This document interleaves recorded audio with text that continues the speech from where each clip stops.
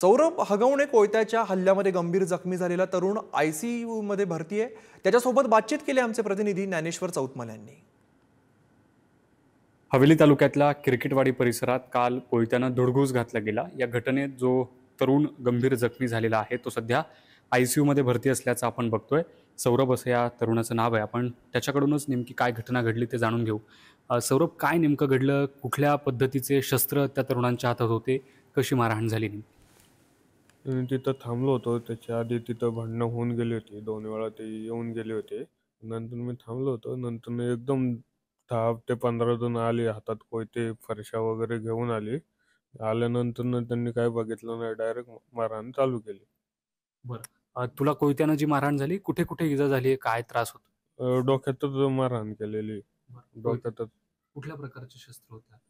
कोयता, फरशी, दगड, जे सापडन ते दगड वगैरे तिथं उचलून मारत होते।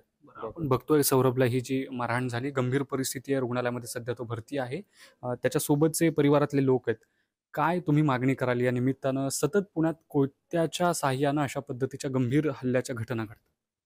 नाही, तसं संरक्षण मिळालंच पाहिजे, कारण जवळजवळ आता एक वर्षात ही 3-4 वेळा अशा घटना घडलेल्या आहेत आणि ते मॉपनी येऊन दिसल त्यांना मारतात आणि वयाचा विचार सुद्धा करीत नाही। महिला आहेत किंवा काय आहेत, त्यांचा सुद्धा विचार करीत नाही।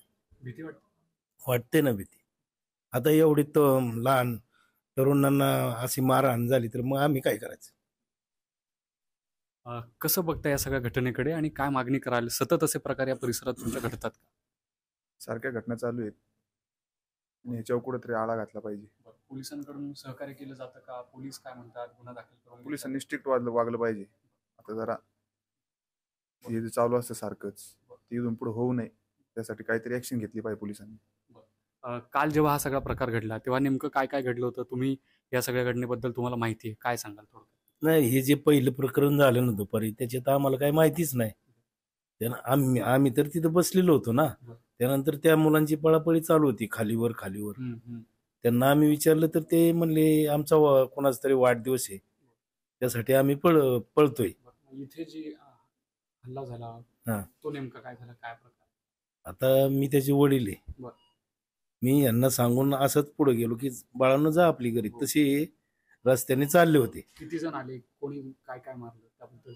ते नाही ना सांगता येत। मी जरा लांब होतो, पण लांबून मला दिसत होतं। पहिला जाऊन मीच पोचलो तिथं आणि हे सगळं दाबून धरलं। तुम्हीच दवाखान्यात? हो, स्वतः मीच। आपण बघतोय की अशा पद्धतीनं ज्या गंभीर घटना पुण्यात सतत घडत आहेत, त्यातलाच हा क्रिकेटवाडी परिसरातला भैरवनाथ नगर भागातला हा सगळा गंभीर प्रकार आहे। सौरभ सध्या रुग्णालयात भरती आहे। सतत अशा पद्धतीनं ज्या घटना घडत आहेत, आपण जर सौरभची परिस्थिती बघितली तर अत्यंत चिंताजनक आहे। गंभीर प्रकारची इजा त्याला झालेली आहे। या सगळ्या अशा प्रकरणातून जे गुन्हेगारीचं जे सगळं प्रस्थ आपल्याला वाढताना पाहायला मिळते, दहशत माजवण्याचे जे प्रकार पाहायला मिळतात वाढते, त्याला आळा बसावा अशीच ग्रामस्थांची आणि सौरभच्या परिवारातल्या लोकांची इच्छा आहे। व्हिडिओ जर्नलिस्ट निखिल करंदीकर समित ज्ञानेश्वर चौतमल, पुढारी न्यूज, पुणे।